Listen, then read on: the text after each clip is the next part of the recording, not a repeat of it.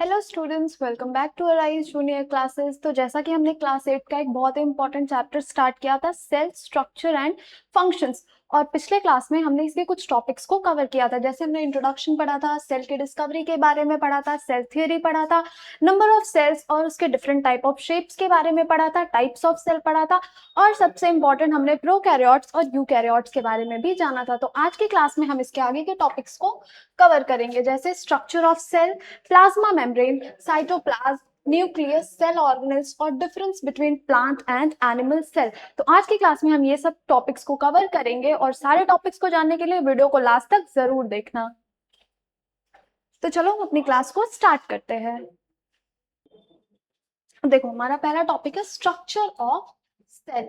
हमने साइज पढ़ा था, शेप पढ़ा था, अब हम पढ़ेंगे सेल का स्ट्रक्चर कैसा होता है। In plant and animals a group of cells perform a specific functions.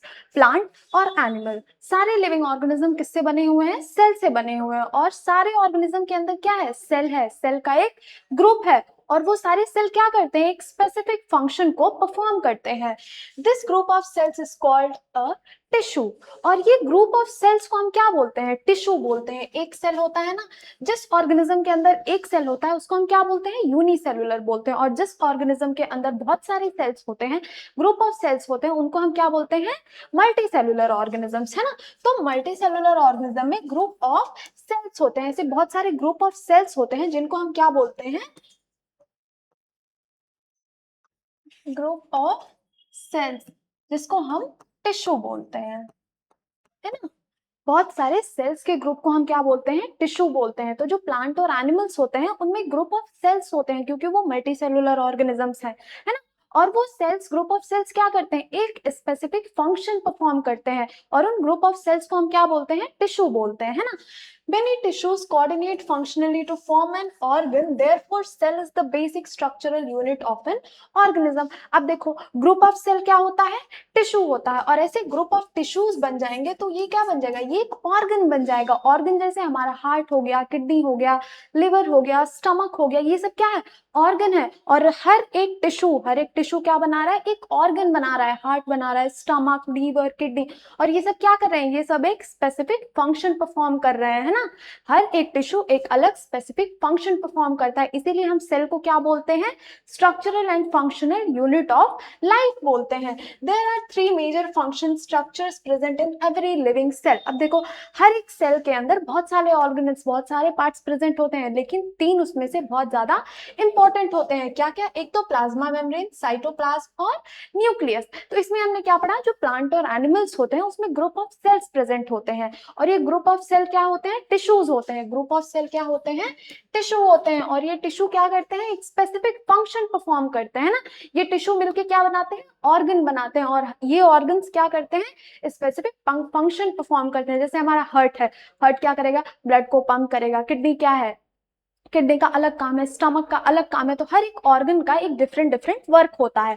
तो इसमें स्ट्रक्चर ऑफ सेल में यही बताया गया है कि जो प्लांट और एनिमल्स होते हैं उनकी बॉडी ग्रुप ऑफ सेल से बनी होती है। ग्रुप ऑफ सेल्स को हम क्या बोलते हैं? टिश्यू बोलते हैं। और ये टिश्यू क्या बनाते हैं? मिलके ऑर्गन बनाते हैं, और ये ऑर्गन अलग अलग फंक्शंस को परफॉर्म करते हैं।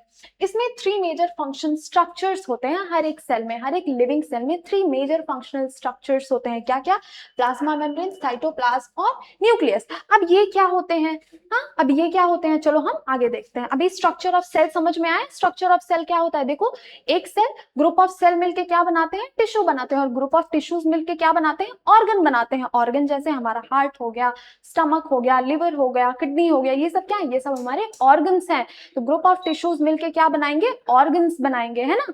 तो ये था स्ट्रक्चर ऑफ सेल। इसके आगे यहाँ पे देखो, सेल का एक डायग्राम दिया हुआ है ना। ये सेल का एक स्ट्रक्चर है।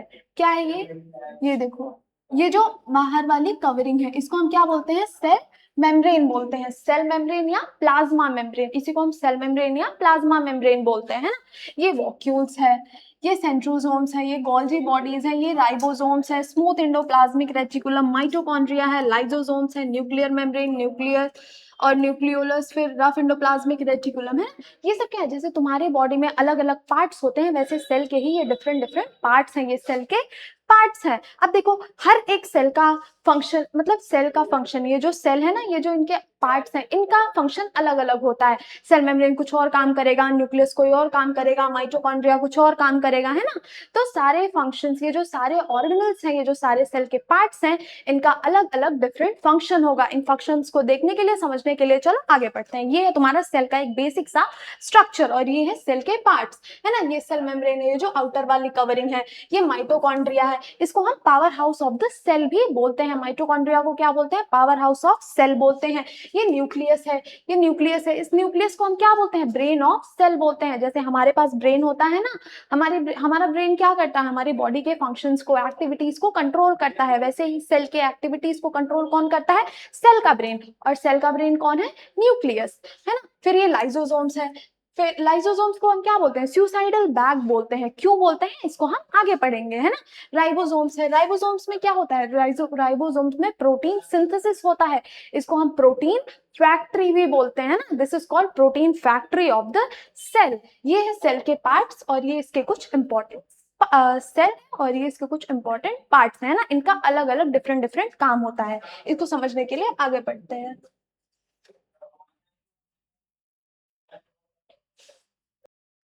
तो अब हम पढ़ेंगे सबसे पहले पार्ट के बारे में। वो क्या है? Plasma membrane. इसको हम सेल मेम्ब्रेन भी बोलते हैं। This is also called cell membrane, है ना। अब देखो, सेल मेम्ब्रेन और प्लाज्मा मेम्ब्रेन क्या होता है? नाम इसका सेम है, सेल और plasma membrane. Cell membrane, plasma membrane, ये दोनों सेम है। देखो ये होता क्या है? This is the outermost covering of the cell that separate the context of the cell from its external environment. देखो प्लाज्मा मेम्ब्रेन करता क्या है ना, ये होता क्या है? यहाँ पे हम स्ट्रक्चर देखेंगे। ये जो सबसे आउटर मोस्ट कवरिंग है ना, ये सबसे सेल की जो सबसे आउटर मोस्ट कवरिंग है, ये क्या है? ये सेल मेम्ब्रेन है। ये करता क्या है ना। सेल मेम्ब्रेन पता चला। ये जो सबसे आउटर वाली कवरिंग है, ये क्या? ये है सेल मेम्ब्रेन और प्लाज्मा मेम्ब्रेन। अब देखो इसका काम क्या है? It separate the context of the cell from its external environment. ये क्या करता है? सेल के बाहर जो एनवायरनमेंट है और सेल के अंदर जो एनवायरनमेंट है, ये दोनों को सेपरेट करता है, दोनों को अलग अलग रखता है। जैसे देखो, ये जो सेल के बाहर वाला हिस्सा है ना, सेल के बाहर यहाँ कुछ अलग इन्वायरमेंट होगा, सेल के अंदर कुछ अलग इन्वायरमेंट होगा। तो ये जो इसकी आउटर लेयरिंग है, ये जो आउटर कवरिंग है, ये क्या करता है? बाहर के इन्वायरमेंट को और अंदर के इन्वायरमेंट को, दोनों को सेपरेट रखता है, अलग अलग करता है ना। तो ये था सेल मेम्ब्रेन का पहला काम। उसके बाद the cell membrane functions like a gate which control the entry and exit of molecules. अब देखो, क्योंकि वो आउटर कवरिंग है, तो वो क्या करता है? एक गेट की तरह भी काम करता है। जैसे दरवाजे होते हैं ना, कौन आ रहा है, कौन जा रहा है, इसके पे वो नजर रखता है ना, वो कंट्रोल करता है कौन आ रहा है, कौन जा रहा है ना। तो सेल मेम्ब्रेन में बिल्कुल गेट की तरह ही एक्ट करता है। वो कंट्रोल करता है कौन बाहर आ रहा है, कौन सेल के अंदर जा रहा है। मतलब मॉलिक्यूल्स, कौन से मॉलिक्यूल्स अंदर आ रहे हैं, कौन से मॉलिक्यूल्स बाहर जा रहे हैं। तो ये था सेल मेम्ब्रेन और प्लाज्मा मेम्ब्रेन का दूसरा काम। फिर प्लाज्मा मेम्ब्रेन क्या करता है? Plasma membrane is a living thin elastic and selectively permeable membrane made up of protein and lipids. अब देखो प्लाज्मा मेम्ब्रेन क्या होता है? ये एक लिविंग मतलब जिंदा, है ना। जैसे हमने पहले पढ़ा था कि रॉबर्ट हुक जो थे, उन्होंने कैसे सेल को डिस्कवर किया था? उन्होंने डेड सेल को डिस्कवर किया था, है ना। और फिर उसके बाद एंटोन वॉन लीवेनहॉक, उन्होंने कैसे सेल को डिस्कवर किया था? उन्होंने लिविंग सेल को डिस्कवर किया था, है ना। तो प्लाज्मा मेम्ब्रेन क्या होता है? लिविंग होता है, पतला सा इलास्टिक और सेलेक्टिवली परमिएबल मेम्ब्रेन होता है। अब देखो सेलेक्टिवली परमिएबल मेम्ब्रेन, ये सबसे इंपॉर्टेंट है। सेलेक्टिवली परमिएबल मेम्ब्रेन क्या होता है? जैसे वो गेट की तरह काम कर रहा था ना, यहाँ पे देखो किसकी तरह? गेट की तरह काम कर रहा है ना। प्लाज्मा मेम्ब्रेन गेट की तरह काम कर रहा है। वो क्या करता है? अंदर कौन आ रहा है और बाहर कौन जा रहा है, उसकी अलाउ और एंट्री और एग्जिट को क्या करता है? कंट्रोल करता है। लेकिन ये क्या है? सिलेक्टिवली परमिएबल है, मतलब ये कुछ सेलेक्टेड मटेरियल्स को ही अंदर और बाहर ले जाता है। सारे मटेरियल्स अंदर बाहर नहीं आ सकते, बस कुछ सेलेक्टिवली मॉलिक्यूल्स ही अंदर आ सकते हैं और बाहर जा सकते हैं। सेल के सारे मॉलिक्यूल्स अलाउड नहीं होते हैं। तो प्लाज्मा मेम्ब्रेन क्या होता है? एक लिविंग थिन इलास्टिक और सेलेक्टिवली परमिएबल मेम्ब्रेन होता है, जो किससे बना होता है? प्रोटीन और लिपिड से बना होता है। सबसे इंपॉर्टेंट, इसको स्टार मार्क कर लेना, है ना, कि प्लाज्मा मेम्ब्रेन किससे बना होता है? It is made up of proteins and lipids. अब देखो, it is present in animal, plant and bacterial cells. अब देखो जो प्लाज्मा मेम्ब्रेन है वो प्लांट सेल में भी प्रेजेंट होता है, एनिमल सेल में भी प्रेजेंट होता है और बैक्टीरियल सेल में भी प्रेजेंट होता है। तो प्लाज्मा मेम्ब्रेन क्या होता है, ये सेल की आउटर मोस्ट कवरिंग होती है जो क्या करता है, बाहर के इन्वायरमेंट और अंदर के इन्वायरमेंट को सेपरेट रखता है ना, सेपरेट रखता है, अलग अलग रखता है। ये गेट की तरह वर्क करता है, गेट की तरह होता है जो कि क्या करता है, एंट्री और एग्जिट को अलाउ करता है। लेकिन ये सेलेक्टिवली परमेबल होता है, सबके सारे मॉलिक्यूल्स की एंट्री और एग्जिट अलाउ नहीं करता है। वो क्या करता है, कुछ सेलेक्टेड मॉलिक्यूल्स को ही अलाउ करता है अंदर और बाहर आने और जाने के लिए। अब देखो ये किससे बना होता है, ये प्रोटीन और लिपिड से बना होता है। और ये किसमें प्रेजेंट होता है, ये प्लांट सेल में भी होगा, एनिमल सेल में भी होगा और बैक्टीरियल सेल्स में भी होगा। तो प्लाज्मा मेम्ब्रेन अच्छे से समझ में आया।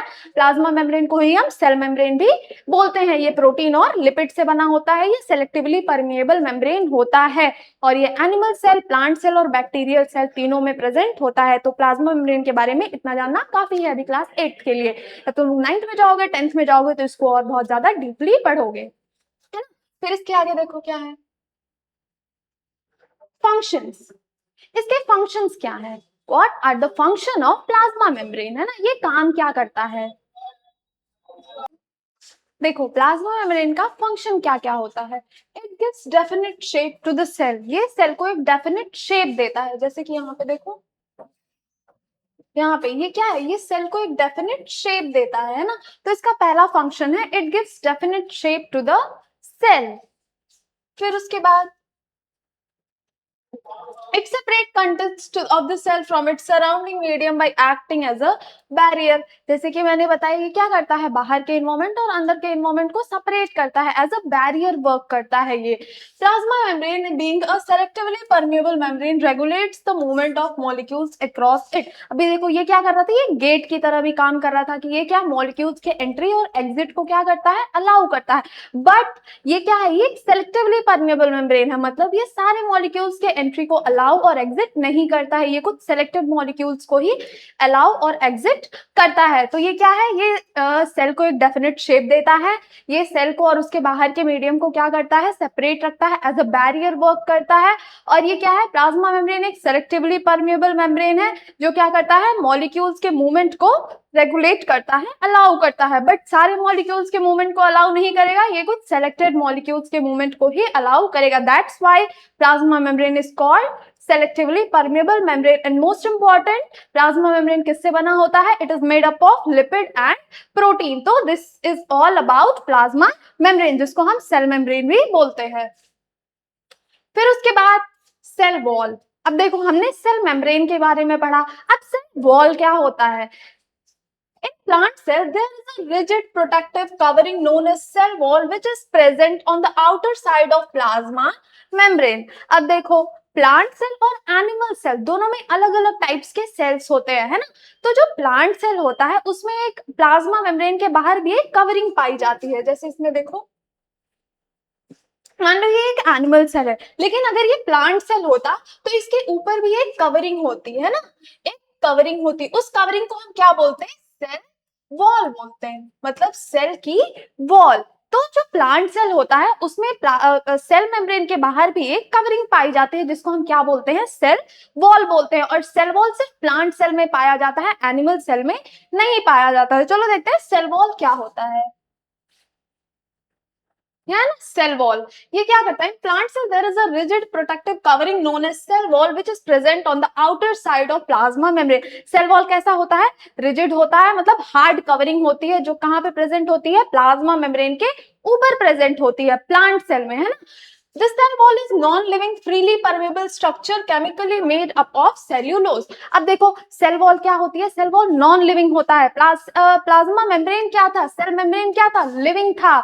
और ये सेल वॉल क्या है, ये नॉन लिविंग है, फ्रीली परमिएबल, मतलब ये फ्रीली, सेलेक्टिवली परमिएबल नहीं है। सेलेक्टिवली परमिएबल मतलब वो कुछ सेलेक्टेड मॉलिक्यूल्स के मूवमेंट को ही अलाउ करता था, लेकिन cell wall is freely permeable structure, like ये किसी भी पार्टिकल्स, किसी भी मॉलिक्यूल्स को अंदर बाहर करना अलाउ करता है। इसीलिए प्लाज्मा मेम्ब्रेन होता है जो कि सेलेक्टेड मॉलिक्यूल्स को ही सेल के अंदर लेता है या बाहर निकालता है। तो जो सेल वॉल होता है वो नॉन लिविंग होता है, फ्रीली परमेबल स्ट्रक्चर होता है और किससे बना होता है, सबसे इंपॉर्टेंट सेल्यूलोज से बना होता है। सेल वॉल किससे बना होता है, सेल्यूलोज से बना होता है। सेल मेम्ब्रेन किससे बना होता है, प्रोटीन और लिपिड से बना होता है, लेकिन सेल वॉल सेल्यूलोज से बना होता है ना। Fungi such as mushroom and yeast also have cell wall but these are made up of chitin. अब देखो जो फंगस होते हैं और मशरूम्स होते हैं उसमें भी यीस्ट फंगस जैसे कि मशरूम क्या है, फंगस का ही एक एग्जाम्पल है।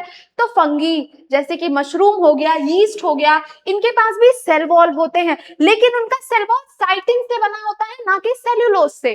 तो देखो डिफरेंस क्या है, प्लांट में जो सेल वॉल होते हैं वो किससे बने होते हैं, सेल्यूलोज से बने होते हैं, लेकिन फंगस जैसे कि मशरूम और यीस्ट में जो सेल वॉल होते हैं वो किससे बने होते हैं, साइटिन से बने होते हैं। ये तो मेजर डिफरेंसेस है ना।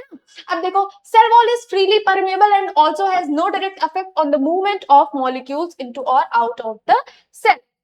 मैंने क्या बताया, जो सेल मेम्ब्रेन सेल वॉल होते हैं वो कैसे होते हैं, फ्रीली परमेबल होते हैं, मतलब इनका कोई डायरेक्ट इफेक्ट नहीं होता है, किसी भी मॉलिक्यूल्स को अंदर और बाहर कर देते हैं। दैट्स व्हाई इसके अंदर क्या होता है present, selectively permeable membrane like plasma membrane है ना। प्लांट सेल में सेल वॉल होता है जो कि फ्रीली परमेबल होता है, वो किसी भी मूवमेंट्स को, किसी भी मॉलिक्यूल के मूवमेंट को अलाउ कर देता है, अंदर बाहर जाने के लिए नॉन लिविंग भी होता है ना। और किससे बना होता है, सेल्यूलोज से। इसीलिए उसके जस्ट नीचे क्या प्रेजेंट होता है, प्लाज्मा मेम्ब्रेन प्रेजेंट होता है, जो कि क्या होता है, सेलेक्टिवली परमेबल होता है ना। सेलेक्टिवली वो बस सेलेक्टेड मॉलिक्यूल्स को ही अंदर और बाहर जाने को अलाउ करता है ना। तो ये था सेल वॉल। प्लांट सेल में एक हार्ड सा रिजिड सा आउटर कवरिंग प्रेजेंट होता है जस्ट प्लाज्मा मेम्ब्रेन और सेल मेम्ब्रेन के बाहर है ना, आउटर साइड पे है ना, उसको हम क्या बोलते हैं, सेल वॉल बोलते हैं। ये बस प्लांट सेल में प्रेजेंट होता है, एनिमल सेल में प्रेजेंट नहीं होता है। और सेल वॉल नॉन लिविंग होता है, फ्रीली परमेबल होता है। और सेल वॉल किससे बना होता है, सेल्यूलोज से बना होता है ना। और कुछ फंगस हैं जैसे कि मशरूम है, ईस्ट है, इसमें भी क्या होता है, सेल वॉल होता है, लेकिन इनका सेल वॉल किससे बना होता है, साइटिन से बना होता है। तो ये था सेल वॉल के बारे में कुछ इंपॉर्टेंट पॉइंट्स। चलो आगे देखते हैं, आगे क्या है, फंक्शन ऑफ सेल वॉल। अब देखो इसका फंक्शन क्या है, सेल वॉल का फंक्शन क्या है, provide structural strength to the plant cell. जैसे कि देखो ये प्लांट सेल है ना, ये एक प्लांट सेल है, ये बाहर वाला क्या है, सेल मेम्ब्रेन है। ये क्या करता है, ये सेल को शेप प्रोवाइड करता है ना। अब इसके ऊपर क्या प्रेजेंट होता है, सेल वॉल प्रेजेंट होता है ना, सेल वॉल होता है। सेल वॉल कैसा होता है, नॉन लिविंग होता है ना, फ्रीली परमेबल होता है। ये क्या करता है, ये जो प्लांट सेल है, ये वाला जो प्लांट सेल है, इसको क्या प्रोवाइड करता है, इसको स्ट्रेंथ प्रोवाइड करता है, मजबूती देता है ना। Give definite shape to the cell, cell को एक डेफिनेट शेप भी प्रोवाइड करता है। Due to the presence of cell wall plant cell are able to withstand changes the surrounding medium. देखो सेल वॉल क्या होता है, सेल वॉल क्या करता है, स्ट्रेंथ प्रोवाइड करता है प्लांट सेल को, ये डेफिनेट शेप देता है, मतलब इस सेल को एक शेप भी देता है। अब सेल वॉल के जो प्रेजेंस से जो प्लांट सेल होते हैं वो अपने सराउंडिंग मीडियम में चेंजेस करने के लिए एबल हो जाते हैं, मतलब कैपेबल हो जाते हैं, है ना। तो ये था सेल वॉल के फंक्शंस। सबसे इंपॉर्टेंट इसमें क्या है कि ये क्या करता है, स्ट्रेंथ प्रोवाइड करता है और एक डेफिनेट शेप देता है ना। तो ये था सेल वॉल का फंक्शन। इसके आगे है न्यूक्लियस, है ना, सेल का सबसे इंपॉर्टेंट ऑर्गेनल है, क्या है, न्यूक्लियस। इसको हम क्या बोलते हैं, ब्रेन बोलते हैं, सेल का ब्रेन है। अब देखो तुम लोग की बॉडी में ब्रेन का कितना इंपॉर्टेंट रोल होता है, वैसे ही सेल की बॉडी में भी तो किसी का इंपॉर्टेंट रोल होगा जो उसके एक्टिविटीज को कंट्रोल करेगा, इंफॉर्मेशन को स्टोर करेगा। तुम्हारी इंफॉर्मेशन को स्टोर कौन करता है, तुम्हारा ब्रेन करता है। तुम्हारी एक्टिविटीज को कंट्रोल कौन करता है, तुम्हारा ब्रेन करता है। तो ऐसे ही सेल के पास भी तो कुछ होना चाहिए कि जो उसके एक्टिविटीज को कंट्रोल करे। तो वो क्या होगा, वो होगा न्यूक्लियस। न्यूक्लियस क्या होता है, सेल का ब्रेन होता है, इसको हम ब्रेन ऑफ द सेल भी बोलते हैं। अब देखो nucleus was discovered by Robert brown in 1831। Nucleus को किसने डिस्कवर किया था, रॉबर्ट ब्राउन ने डिस्कवर किया था। कब डिस्कवर किया था, 1831 में डिस्कवर किया था, है ना। सबसे इंपॉर्टेंट एमसीक्यू टाइप क्वेश्चंस में ये आ सकते हैं। न्यूक्लियस किसने डिस्कवर किया था, रॉबर्ट ब्राउन ने। रॉबर्ट हुक ने नहीं डिस्कवर किया था। रॉबर्ट हुक ने क्या किया था, सेल डिस्कवर किया था, है ना, वो भी डेड सेल को डिस्कवर किया था। तो न्यूक्लियस को डिस्कवर किसने किया था, रॉबर्ट ब्राउन ने कब किया था? 1831 में किया था। It is oval or round prominent structure usually present in the centre of the cell. ये क्या होता है? ओवल शेप का या राउंड शेप का स्ट्रक्चर होता है जो सेल के सेंटर में, सेल के बीच में प्रेजेंट होता है ना। तो न्यूक्लियस क्या है? एक राउंड और ओवल टाइप का एक स्ट्रक्चर है जो सेल के सेंटर में लोकेटेड होता है। इसको किसने डिस्कवर किया था? इसको रॉबर्ट ब्राउन ने डिस्कवर किया था। कब? 1831 में। अब देखो, nucleus consist of the following parts. देखो, न्यूक्लियस के भी अलग अलग पार्ट्स होते हैं, जैसे तुम्हारे ब्रेन के अलग अलग पार्ट्स होते हैं ना, सेरेब्रम होता है, सेरेबेलम होता है ना, ये तुम्हारे ब्रेन के पार्ट्स होते हैं। वैसे ही ह्यूमन ब्रेन के जो पार्ट्स हैं, है ना। अब देखो, सेल के ब्रेन के भी पार्ट्स हैं। सेल का ब्रेन कौन है? न्यूक्लियस है ना।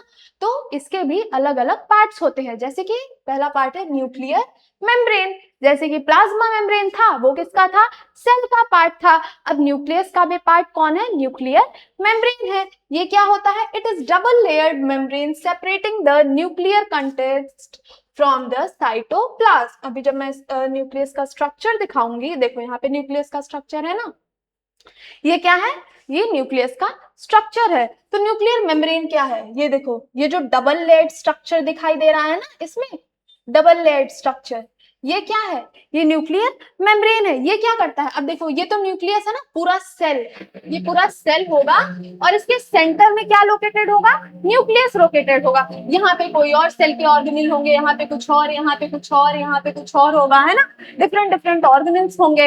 ये तो बस एक ऑर्गेनिल है ना, न्यूक्लियस एक पार्ट है। अब देखो, इसके पूरे सेल में क्या प्रेजेंट होगा? साइटोप्लाज्म प्रेजेंट होगा। अब साइटोप्लाज्म क्या होता है? एक जेली लाइक स्ट्रक्चर होता है ना। तो ये क्या, न्यूक्लियर मेम्ब्रेन क्या करता है? ये साइटोप्लाज्म, जो ये जेली लाइक स्ट्रक्चर्स प्रेजेंट है ना, इसको क्या करता है? इसके अंदर और बाहर जाने से मतलब सेपरेट रखता है, इसको अलग रखता है ना। जैसे प्लाज्मा मेम्ब्रेन क्या कर रहा था? प्लाज्मा मेम्ब्रेन क्या कर रहा था? बाहर के मीडियम को और अंदर के मीडियम को सेपरेट रख रहा था। वैसे ही न्यूक्लियर मेम्ब्रेन क्या करेगा? जो न्यूक्लियर मेम्ब्रेन न्यूक्लियस के अंदर के सब्सटेंस है, मतलब न्यूक्लियर उसका सराउंडिंग, उसका इन्वायरमेंट है, और बाहर साइटोप्लाज्म से एकदम सेपरेट रखता है, अलग रखता है। तो ये न्यूक्लियर मेम्ब्रेन का काम होता है। ये कैसा होता है? डबल लेयर्ड होता है। It is perforated bye nuclear pores which allows transport of molecules selectively between cytoplasm and nucleoplasm. अब देखो, ऐसे ऐसे ये डबल लेयर्ड था ना, डबल लेयर्ड था ना, ये जो न्यूक्लियर मेम्ब्रेन है, इसके अंदर पोर्स प्रेजेंट होते हैं, छोटे छोटे पोर्स प्रेजेंट होते हैं। पोर्स मतलब जैसे तुम लोग की छलनी होती है ना, चाय छानने वाली या फिर कुछ भी चलने वाली छलनी, तो उसमें छोटे छोटे पोर्स प्रेजेंट होते हैं। तो ऐसे ही न्यूक्लियर मेम्ब्रेन, ये जो डबल लेयर्ड मेम्ब्रेन था, इसमें क्या थे? छोटे छोटे पोर्स प्रेजेंट है। अब ये छोटे छोटे पोर्स क्या करते हैं? Transport of molecules selectively between cytoplasm and nucleoplasm. अब देखो, जो बाहर के मटेरियल, जैसे बाहर क्या है इसके? साइटोप्लाज्म है, और अंदर क्या है? न्यूक्लियोप्लाज्म है।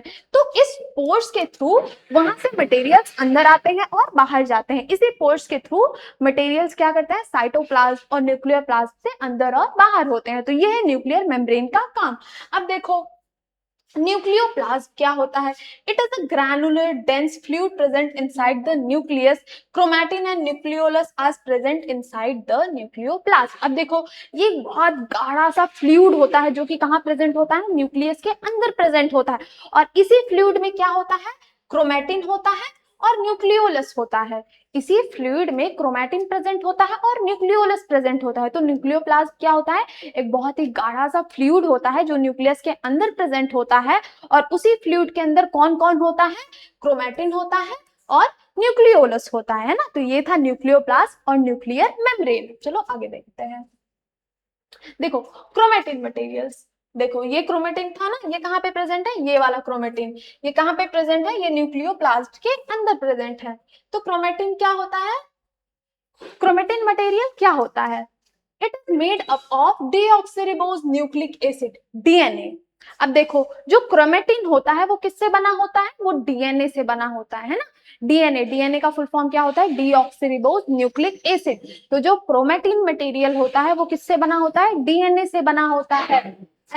बेसिक प्रोटीन, हिस्टोन्स, और कुछ बेसिक प्रोटीन से बने होते हैं, डीएनए और प्रोटीन से बने होते हैं। जैसे तुम्हारा सेल मेम्ब्रेन था वो किससे बना था, प्रोटीन और लिपिड से बना था। वैसे ही जो तुम्हारे क्रोमैटिन है वो डीएनए से और कुछ बेसिक प्रोटीन से मिलके बने होते हैं। अब देखो, chromatin is in the form of highly coiled network of thread like structure. Chromatin कैसे होते हैं, एकदम थ्रेड लाइक स्ट्रक्चर के होते हैं ना, एकदम उलझे हुए कॉइल्ड थ्रेड लाइक स्ट्रक्चर, ऐसे क्रोमैटिन होता है। क्या होता है, at the time of cell division chromatin takes the shape of rod-like structure called as chromosomes। अब देखो, जब सेल डिवीजन होता है, ये एक सेल है ना, ऐसे जब सेल डिवीजन होता है, ये सेल अपने आप को दो में डिवाइड करता है, तो ये क्रोमेटिन क्या होता है, एक रॉड शेप का बन जाता है। और ये रॉड शेप स्ट्रक्चर को क्या बोलते हैं, क्रोमोसोम्स बोलते हैं, है ना। क्रोमोसोम का स्ट्रक्चर कुछ ऐसे 8 शेप का होता है ना, ऐसे शेप का ये होता है क्रोमोसोम्स, है ना, ये होते हैं क्रोमोसोम्स, है ना। तो क्रोमेटिन मटेरियल क्या होता है, ये किससे बना होता है, कुछ बेसिक प्रोटीन से और डीएनए से बना होता है। और इसका स्ट्रक्चर कैसा होता है, बहुत ही हाईली कॉइल्ड, उलझा हुआ धागेनुमा स्ट्रक्चर होता है इसका। जब सेल डिवीजन होता है तो ये क्रोमेटिन कैसा हो जाता है, ऐसे रॉड शेप का हो जाता है, और इस शेप को हम क्या बोलते हैं, क्रोमोसोम्स बोलते हैं, है ना। अब देखो, the DNA present in the chromatin is responsible for storing and transmitting heredity characteristic from a generation to next, है ना। अब देखो, ये क्रोमोसोम्स क्या होते हैं, इस क्रोमोसोम्स पे डीएनए होता है ना। डीएनए होता है जो कि क्या करते हैं, एक जनरेशन से दूसरे जनरेशन में हमारे कैरेक्टर्स को और हेरिडिटी को ट्रांसफर करते हैं ना। जैसे ऑफस्प्रिंग बच्चे होते हैं तो पेरेंट से उनके जो कैरेक्टरिस्टिक्स होते हैं, जैसे फेस का शेप हो गया और उनके अलग अलग कैरेक्टरिस्टिक, तो बच्चों में वो कैरेक्टरिस्टिक देखने को मिलती है ना। तो उसके लिए रिस्पॉन्सिबल कौन होता है, ये क्रोमोसोम होता है। इस क्रोमोसोम में क्या होता है, पेरेंट्स का डीएनए प्रेजेंट होता है, और जब ऑफस्प्रिंग होता है, बेबीज होते हैं, तो उसमें भी ये कैरेक्टर्स देखने को मिलते हैं, है ना। तो ये क्रोमोसोम्स, इसमें क्या होता है, डीएनए प्रेजेंट होता है, और ये किस लिए रिस्पॉन्सिबल होता है, ट्रांसमिटिंग, मतलब कैरेक्टर्स को जनरेशन के लिए, जनरेशन टू जनरेशन ट्रांसफर करने के लिए, है ना। अब देखो, segment of DNA are called genes. अब देखो, इन्हीं इन्हीं डीएनए के सेगमेंट्स को हम क्या बोलते हैं, जीन्स बोलते हैं, है ना। इन्हीं सेगमेंट्स को, डीएनए के सेगमेंट्स को हम क्या बोलते हैं, जीन्स बोलते हैं, है ना। तो क्रोमेटिन मटेरियल समझ में आया, क्रोमेटिन मटेरियल किससे बना होता है, कुछ बेसिक प्रोटीन से, और किससे, डीऑक्सीरिबोज न्यूक्लिक एसिड लाइक डीएनए से बना होता है। और क्रोमेटिन का स्ट्रक्चर कैसा होता है, highly coiled thread like structure होता है ना। और जब सेल डिवीजन होता है तो क्रोमेटिन एक रॉड शेप का हो जाता है, जिसको हम क्या बोलते हैं, क्रोमोसोम्स बोलते हैं। और ये क्रोमोसोम्स क्या होते हैं, ये जो डीएनए क्रोमेटिन में प्रेजेंट होता है ना, जो क्रोमेटिन में ये डीएनए प्रेजेंट होता है, वो क्या करता है, इंफॉर्मेशन को और ट्रांसमिशन को, मतलब इंफॉर्मेशन को स्टोर करता है और ट्रांसफर करने में जनरेशन से जनरेशन में हेल्प करता है ना। और इन्हीं डीएनए के सेगमेंट्स को हम क्या बोलते हैं, जीन्स बोलते हैं, है ना। फिर उसके बाद है न्यूक्लियोलस। न्यूक्लियोलस क्या होता है, इट इज मोर और less round structure not bounded by any membrane. ये थोड़ा सा राउंड और उससे थोड़ा कम राउंडेड स्ट्रक्चर होता है, जो किसी मेम्ब्रेन से बाउंडेड नहीं होता है, जिसके आगे कोई मेम्ब्रेन नहीं होते, है ना। अब देखो, तुम्हारा जीन, जीन क्या होता है, यहाँ पे हमने पढ़ा ना, gene segment of DNA is called gene. कहाँ गया, हाँ यहाँ पे पढ़ा था, सेगमेंट ऑफ डीएनए और कॉल्ड जीन्स। जो जीन्स के जो डीएनए के सेगमेंट्स होते हैं उन्हें हम क्या बोलते हैं, जीन्स बोलते हैं। तो अब देखो, यहाँ पे जीन है, जीन क्या होता है, gene is a unit of inheritance in living organism, है ना। ये क्या होता है, ये इनहेरिटेंस होता है, मतलब तुम्हारे पेरेंट्स से तुम्हें क्या क्या मिला, है ना, ये होता है genes. It control the transfer of a heredity character from parents to offspring. वही जीन्स, तुम्हें तुम्हारे पेरेंट्स से क्या क्या कैरेक्टरिस्टिक्स मिली हैं, उसको हम क्या बोलते हैं, जीन्स बोलते हैं। जैसे कि मेरा फेस है, मेरा फेस मेरे फादर से मिलता है, तो मेरे में उनके कैरेक्टरिस्टिक है, उनकी जीन्स की कैरेक्टरिस्टिक्स है ना। तो जीन वही होता है। फंक्शन ऑफ न्यूक्लियस, अब देखो, न्यूक्लियस का फंक्शन क्या होता है, ये तो क्या है, ये एक ब्रेन है, सेल का ब्रेन है। तो ये क्या करेगा, the nucleus control all the metabolic activities of the cell. हमारी बॉडी की एक्टिविटीज को कौन कंट्रोल करता है, हमारा ब्रेन कंट्रोल करता है। तो सेल के एक्टिविटीज को कौन कंट्रोल करेगा, सेल का ब्रेन करेगा, मतलब न्यूक्लियस कंट्रोल करेगा। It transmit heredity traits from parents to offspring. जैसे कि हमने बोला, ये क्या करता है, हेरिडिटी और कैरेक्टर्स को ट्रांसफर करता है, किससे, पेरेंट से ऑफस्प्रिंग में। तो ये था न्यूक्लियस का फंक्शन, है ना। अब यहाँ पे हम देखेंगे न्यूक्लियस का स्ट्रक्चर, है ना। देखो ये जो डबल लेड था, ये क्या था, ये न्यूक्लियर मेम्ब्रेन था। ये क्या कर रहा था, साइटोप्लाज्म और इसके बाहर के मीडियम्स को सेपरेट कर रहा था। और ये कैसा होता है, इसमें ऐसे छोटे छोटे छोटे छोटे पोर्स होते हैं जो क्या करते हैं, अंदर और बाहर के मूवमेंट को अलाउ करते हैं। अब ये है तुम्हारा न्यूक्लियोलस, है ना। ये नॉट कुछ तो राउंड स्ट्रक्चर नहीं था, और ये किसी मेम्ब्रेन से, इसके बाहर कोई मेम्ब्रेन प्रेजेंट नहीं होता है। अब देखो सबसे इंपॉर्टेंट इसमें ये क्रोमेटिन, ये कुछ तो थ्रेड लाइक स्ट्रक्चर्स दिख रहे हैं ना तुम्हें, ये थ्रेड लाइक स्ट्रक्चर, ये थ्रेड लाइक स्ट्रक्चर क्या है, ये क्रोमेटिन है। और जब सेल डिवीजन होता है तो ये क्रोमेटिन एक रॉड शेप्ड का, मतलब ऐसे बन जाता है ना, ये रॉड शेप का। और इसको हम क्या बोलते हैं, इसको हम क्रोमोसोम्स बोलते हैं, है ना। तो ये था तुम्हारा न्यूक्लियस का स्ट्रक्चर। अब इसके आगे यहाँ पे कुछ क्वेश्चन है, बताओ क्या है। चूज द करेक्ट स्टेटमेंट, इसमें से ना हमें करेक्ट स्टेटमेंट को चूज करना है। क्या होगा इसका, genes are located in the chromosomes, chromosomes में जीन्स होते हैं। Cell is located in the nucleus, nucleus में सेल होता है, सेल में न्यूक्लियस होता है, ये तो बिल्कुल गलत है। Chromosome are located in the nucleolus, chromosomes nucleolus में होते हैं। या cell membrane surrounds the nucleus, इसमें क्या है, chromosomes are located in the nucleolus, chromosome nucleolus में होते हैं, नहीं। न्यूक्लियोलस में कौन होता है, क्रोमेटिन होता है। क्रोमेटिन क्या होता है, जब सेल डिवीजन होता है तो वो रॉड शेप बना लेता है, इसको ना क्रोमोसोम्स बोलते हैं। डायरेक्टली क्रोमोसोम्स कहाँ पे स्टोर करेंगे, नहीं। तो genes are located in the chromosomes, genes कहाँ पे होते हैं, क्रोमोसोम्स में लोकेटेड होंगे। तो इसका आंसर क्या होगा, ए वाला होगा, है ना, यही करेक्ट स्टेटमेंट है। इसके बाद साइटोप्लाज्म, जैसे न्यूक्लियस पढ़ा ना, न्यूक्लियस में क्या बताया था मैंने, वो जो डबल मेम्ब्रेन था वो उसके बाहर क्या था, साइटोप्लाज्म था। अब देखो साइटोप्लाज्म क्या होता है, the fluid part of the cell which is present between the plasma membrane and nuclear membrane which contain most of the cell organelles is known as cytoplasm. Cytoplasm क्या होता है, प्लाज्मा मेम्ब्रेन है और nucleus है, उसके बीच में जितना भी फ्लूइड टाइप का मटेरियल प्रेजेंट होगा ना, उसको हम क्या बोलेंगे, साइटोप्लाज्म। और इसी साइटोप्लाज्म में बहुत सारे सेल ऑर्गेनेल्स होंगे। चलो देखते हैं इसमें क्या।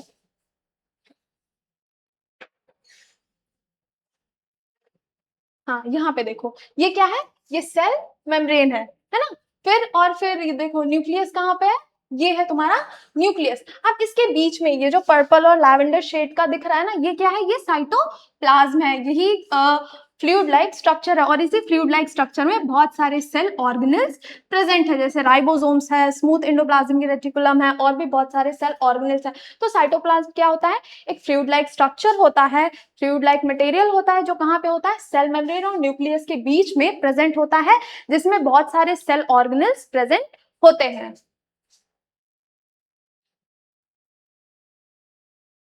तो ये था सेल साइटोप्लाज्म का एक बहुत ही बेसिक सा डेफिनेशन। क्या है, the fluid part of the cell which is present between the plasma membrane and nuclear membrane which contain most of the cell organelle is known as cytoplasm। तो plasma membrane में और nuclear membrane के बीच में जितने भी fluid material present है उसको हम क्या बोलते हैं, साइटोप्लाज्म बोलते हैं। और इसी साइटोप्लाज्म में बहुत सारे सेल ऑर्गेनेल्स भी प्रेजेंट होते हैं। इसके बाद यहाँ पे क्वेश्चन है, the jelly like fluid substance present in the cell is called. Cell में जो jelly like fluid substance present होते हैं उनको हम क्या बोलते हैं, अभी जस्ट हमने पढ़ा, प्रोटोप्लाज्म नहीं, क्रोमोसोम्स ये भी नहीं, क्लोरोप्लास्ट नहीं, साइटोप्लाज्म। तो इसका करेक्ट आंसर क्या होगा, साइटोप्लाज्म होगा। यही वो फ्लूइड लाइक सब्सटेंस सेल में प्रेजेंट होते हैं, है ना। इसके बाद यहाँ पे सेल ऑर्गेनेल्स। सेल ऑर्गेनेल्स क्या होते हैं, है ना। अभी तुमने पढ़ा कि साइटोप्लाज्म में बहुत सारे सेल ऑर्गेनेल्स प्रेजेंट होते हैं।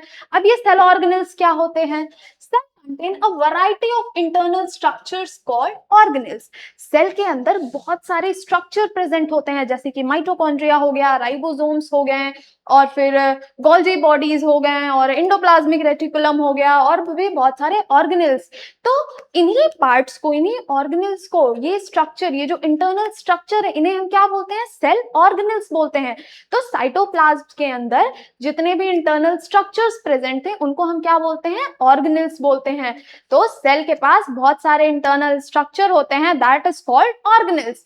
These are the microscopic structures present in the cytoplasm. ये माइक्रोस्कोपिक होते हैं, मतलब you can not see them with your naked eyes, तुम ऐसे खुली आंखों से इन्हें नहीं देख सकते। इनको देखने के लिए क्या चाहिए? माइक्रोस्कोप चाहिए। और सेल ऑर्गेनेल कहाँ पे प्रेजेंट होते हैं? साइटोप्लाज्म में प्रेजेंट होते हैं, जो क्या करते हैं? बहुत सारे फंक्शंस परफॉर्म करते हैं, अलग अलग फंक्शंस परफॉर्म करते हैं, जैसे कि प्रोटीन को सिंथेसिस करना और secretion, ATP synthesis etcetera etcetera. अब वो कौन करता है? वो वही सेल ऑर्गेनेल्स करते हैं, है ना। तो चलो आगे पढ़ते हैं। देखो यहाँ पे एक क्वेश्चन है, a suitable term for the various components of the cell is. इसमें से ऐसा कौन सा टर्म है जो सेल के कंपोनेंट के लिए बहुत ही ज्यादा ट्रू है? टिश्यू, सेल ऑर्गेनेल, क्रोमोसोम्स और जीन्स। बताओ, जो सेल के कंपोनेंट्स हैं उनको हम क्या बोलेंगे? ऑब्वियसली सेल ऑर्गेनेल्स बोलेंगे, है ना। तो इसका करेक्ट आंसर होगा सेल ऑर्गेनेल्स। अब देखो यहाँ पे सेल ऑर्गेनेल्स है ना। Match the terms given in column 1 with their functions and column 2 and fill in the blanks given the following table। यहाँ पे देखो कॉलम 1 में कुछ सेल ऑर्गेनेल दिए हुए हैं और कॉलम 2 में उनके फंक्शंस दिए हुए हैं, है ना। अब बताओ क्लोरोप्लास्ट क्या करता है? Carries heredity characters. Heredity characters को कौन कैरी करता है? क्रोमोसोम्स कैरी करता है। Control the activities of the cell. Cell की एक्टिविटीज को कंट्रोल कौन करेगा? तुम्हारी एक्टिविटीज को कंट्रोल कौन करता है? ब्रेन करता है। And who is called the brain of the cell? Nucleus. So nucleus control the activities of the cell. फिर उसके बाद सेल मेम्ब्रेन क्या करता है? Control the movement of materials into out of the cell. Cell membrane क्या करेगा? बाहर, और वो सेलेक्टिवली परमेबल होता है, वो मूवमेंट को अलाउ करता है, as a gate, as a barrier भी वर्क करता है। तो इसका आंसर क्या होगा? Cell membrane. उसके बाद क्लोरोप्लास्ट। क्लोरोप्लास्ट क्या होता है? ग्रीन पिगमेंट होता है। ग्रीन पिगमेंट मतलब जो सनलाइट को एब्जॉर्ब करता है, और सनलाइट को एब्जॉर्ब क्यों करेगा? फोटोसिंथेसिस के लिए। तो फोटोसिंथेसिस कहाँ पे होता है? क्लोरोप्लास्ट में होगा। तो ये था इसका आंसर। उसके बाद यहाँ पे देखो कुछ डायग्राम्स दिए हुए हैं, है ना। Diagram given below are the organelle of a cell, which of the following organelle help in conversion of energy. अब देखो यहाँ पे कुछ ऑर्गेनिजम्स दिए हुए हैं, इसमें बताओ एनर्जी का कन्वर्जन कौन करता है ना। कौन करता है? ये क्या है? ये तो कुछ इंडोप्लाज्मिक रेटिकुलम लग रहा है, और गोल्जी बॉडीज, और फिर ये गोल्जी बॉडीज है, नहीं ये इंडोप्लाज्मिक रेटिकुलम है, ये माइटोकॉन्ड्रिया है ना। तो एनर्जी का conversion, power house of the cell is called mitochondria. तो इसका करेक्ट आंसर होगा माइटोकॉन्ड्रिया, है ना। अब देखो इंडोप्लाज्मिक रेटिकुलम क्या होता है? Endoplasmic reticulum is a network of highly branched membrane bound cavities extending from nucleus to plasma membrane within the cytoplasm। ये देखो, ये क्या एक लॉन्ग ब्रांच टाइप का स्ट्रक्चर होता है जो कि न्यूक्लियस से लेके पूरे सेल मेम्ब्रेन तक फैला होता है ना। यहाँ पे अभी तुम स्ट्रक्चर देखोगे, ऐसे पूरा ऐसे लॉन्ग नेटवर्क टाइप का स्ट्रक्चर है जो कहाँ से कहाँ तक का रहता है? Of highly branch membrane bound cavities extending from nucleus to plasma membrane within the cytoplasm, है ना।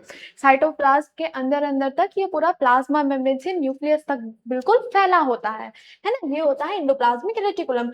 राइबोसोम मे बी प्रेजेंट और absent on the outer surface और ईआर। अब देखो जो राइबोसोम्स होते हैं वो इंडोप्लाज्मिक रेटिकुलम के बाहर वाले सरफेस पे प्रेजेंट भी हो सकते हैं और नहीं भी हो सकते हैं।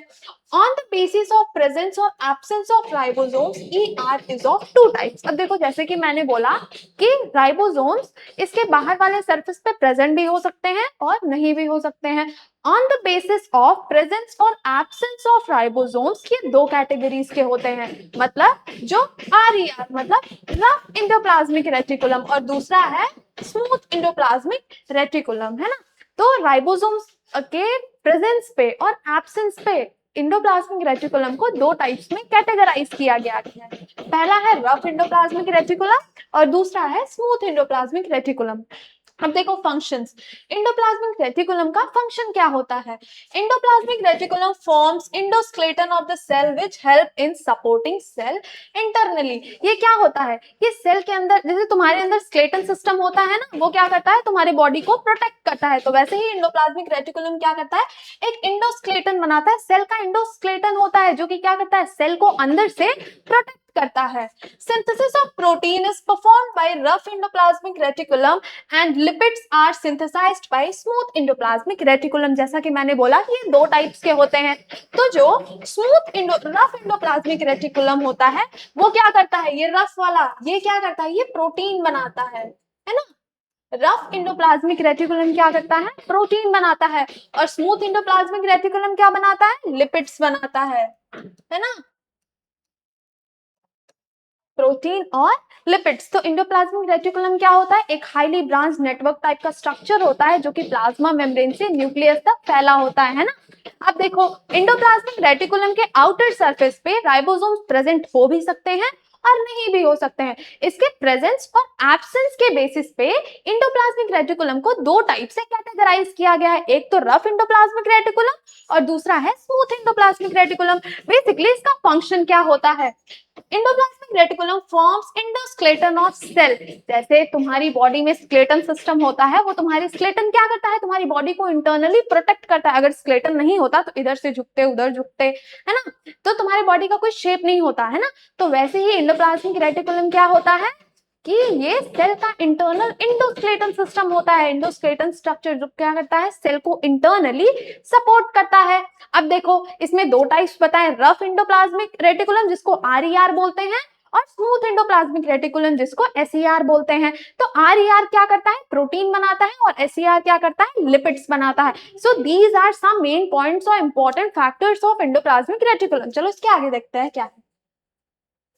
अब देखो, टाइप्स ऑफ एंडोप्लाज्मिक रेटिकुलम, इसके कितने टाइप्स थे? एक तो आरईआर था और दूसरा क्या था? एसईआर था। आरईआर मतलब रफ एंडोप्लाज्मिक रेटिकुलम और आरईआर स्मूथ एंडोप्लाज्मिक रेटिकुलम मतलब एसईआर। अब देखो आरईआर क्या करता है? Ribosomes attached on the surface of ER. Rough endoplasmic reticulum में क्या होता है? राइबोसोम्स होते हैं, उसके आउटर सरफेस पे राइबोसोम्स होते हैं और स्मूथ वाले पे राइबोसोम्स नहीं होता। अब देखो, रफ है, खुरदुरा है, तुम लोग याद करने की एक ट्रिक जान लो। रफ है तो राइबोसोम प्रेजेंट होगा, स्मूथ है तो राइबोसोम प्रेजेंट नहीं होगा।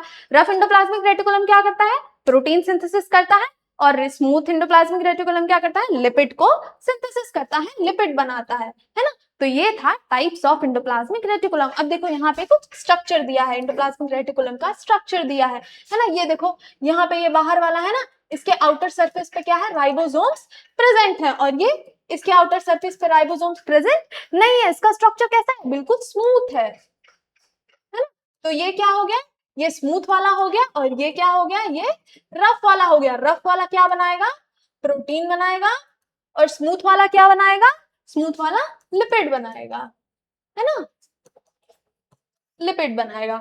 तो ये था तुम्हारा एंडोप्लाज्मिक रेटिकुलम का स्ट्रक्चर। तो एंडोप्लाज्मिक रेटिकुलम क्या होता है? एक नेटवर्क टाइप का स्ट्रक्चर होता है, बहुत ब्रांच नेटवर्क, जो कहाँ की न्यूक्लियस से लेके प्लाज्मा मेम्ब्रेन तक फैला होता है ना। और इसके ऊपर, इसके आउटर सरफेस पे राइबोसोम्स प्रेजेंट हो भी सकते हैं और नहीं भी हो सकते हैं। अगर होते हैं तो उन्हें हम रफ बोलते हैं, रफ एंडोप्लाज्मिक रेटिकुलम बोलते हैं, जो कि क्या बनाते हैं? जो कि प्रोटीन सिंथेसिस करते हैं। और नहीं होते हैं तो उन्हें हम क्या बोलते हैं? स्मूथ एंडोप्लाज्मिक रेटिकुलम बोलते हैं, जो कि क्या बनाते हैं? लिपिड बनाते हैं, है ना। तो ये था तुम्हारा एंडोप्लाज्मिक रेटिकुलम। उसके बाद गोल्जी बॉडीज, है ना। अब देखो गोल्जी बॉडीज क्या होती हैं, है ना। It is single membrane bound organelle found in all eukaryotic cell except a few cell like mature RBC। Golgi bodies क्या होता है? सिंगल मेम्ब्रेन बाउंड ऑर्गेनेल, मतलब ये डबल मेम्ब्रेन। जैसे देखो, तुमने क्या पढ़ा था? न्यूक्लियर मेम्ब्रेन पढ़ा था, है ना। न्यूक्लियर मेम्ब्रेन कैसा था? ऐसे डबल मेम्ब्रेन था, है ना। लेकिन गोल्जी बॉडीज क्या होता है? सिंगल मेम्ब्रेन होता है ना। इसके अंदर कोई डबल मेम्ब्रेन नहीं होता, ये एक सिंगल मेम्ब्रेन बाउंड ऑर्गेनेल होता है जो कि किसमें पाया जाता है, सारे यूकैरियोटिक सेल्स में पाया जाता है, कुछ मैच्योर आरबीसी सेल्स को छोड़ के। आरबीसी मतलब रेड ब्लड कॉर्प्यूल्स, जो कि हमारे बॉडी के अंदर पाए जाते हैं, रेड ब्लड सेल्स पाए जाते हैं। तो जो गोल्जी बॉडीज होते हैं वो सिंगल मेम्ब्रेन बाउंड ऑर्गेनेल्स होते हैं जो कि सारे यूकैरियोटिक सेल्स में पाए जाते हैं, कुछ मैच्योर आरबीसी को छोड़ के। It is made up of stacks of flattened disc-shaped structure known as cisternae. अब देखो ये किससे बने होते हैं, डिस्क शेप स्ट्रक्चर से, ऐसे डिस्क शेप स्ट्रक्चर्स है ना, stacks of disc shape structures, जिसको हम क्या बोलते हैं, सिस्टर्ने बोलते हैं। तो ये जो गोल्गी बॉडीज हैं, ऐसे स्ट्रक्चर होता है ना इनका, ऐसे, तो ये क्या होता है, ये फ्लैट डिस्क शेप स्ट्रक्चर होता है, जिनको हम क्या बोलते हैं, सिस्टर्ने बोलते हैं। तो गोल्जी बॉडीज क्या है, एक सिंगल मेम्ब्रेन बाउंड ऑर्गेनेल है, मतलब देखो ये सिंगल है, ये डिस्क शेप है ना, ये सिंगल है, इसके ऊपर कोई डबल मेम्ब्रेन नहीं है, तो this is a single membrane bound organelle है ना, ये सिंगल मेम्ब्रेन बाउंड ऑर्गेनेल है जो कि सारे यूकैरियोटिक सेल्स में पाए जाते हैं। व्हाट इज यूकैरियोटिक सेल, मतलब जिस सेल में वेल डेवलप्ड न्यूक्लियस प्रेजेंट होता है, उनको हम क्या बोलते हैं, यूकैरियोट्स बोलते हैं। तो ये क्या होते हैं, सिंगल मेम्ब्रेन बाउंड ऑर्गेनेल्स होते हैं जो कि सारे यूकैरियोट सेल में पाए जाते हैं, एक्सेप्ट सम फ्यू सम मैच्योर आरबीसी सेल्स है ना, कुछ रेड ब्लड कॉर्प्यूल्स और रेड ब्लड सेल्स में ये गोल्जी बॉडीज नहीं पाए जाते हैं। ये किससे बने होते हैं, फ्लैटेन डिस्क शेप, मतलब दबे हुए फ्लैट डिस्क शेप स्ट्रक्चर है ना, डिस्क शेप स्टैक से बने होते हैं ऐसे, है ना। इनको हम क्या बोलते हैं, इन स्टैक्स को हम क्या बोलते हैं, इन स्टैक्स को हम सिस्टर्ने बोलते हैं, है ना। अब देखो इनका फंक्शन क्या है, modification of newly form proteins, जो नए नए प्रोटीन्स बने हैं ना उनको मॉडिफाई करते हैं, है ना, मॉडिफाई करते हैं।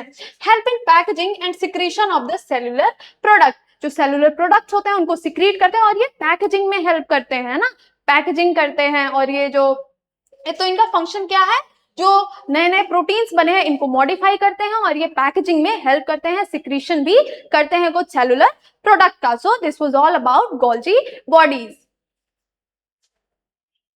ये है गोल्जी बॉडी का स्ट्रक्चर, है ना। ये क्या है, देखो ये single flattened disc like structure है ना, single single membrane bound organelle है, मतलब इसमें कोई डबल मेम्ब्रेन ऑर्गेनेल नहीं है। ये है तुम्हारा गोल्जी बॉडीज, और इन्हीं पूरे स्टैक्स को हम क्या बोलते हैं, सिस्टर्ने बोलते हैं, है ना। ये है वॉक्यूल्स और ये है ट्यूब्यूल्स और ये है वेसिकल्स, गोल्जी बॉडीज के अलग अलग पार्ट्स।